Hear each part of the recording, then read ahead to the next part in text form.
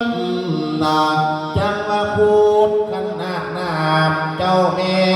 พอละนี้ทั้งนี้ส่วนมีคันลาเพียงพอพอให้ลงมาล้อมประจำเสียงผู้สู่ทานคุณครูบาอาจารย์ข้าขอยกขันแสงเก้าตะเวียนใบระวังเสียง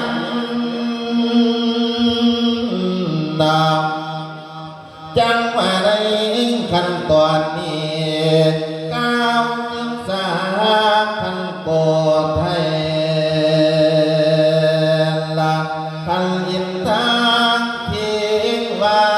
ลาดพาประสิทธิ์ประสาทให้พระพรแก้วแก่พระนา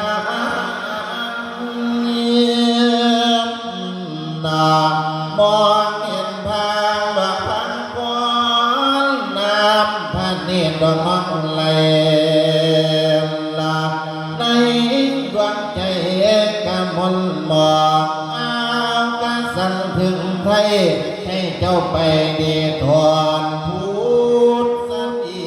กันแม่พี่เจ้าผู้ทิ้งกันอ่อนวันศิลาห้องจากหอ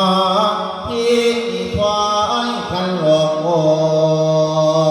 นแนวดอมพนังเสียงผากเทียนลุ้มสุดีคันโลกแต่คันลง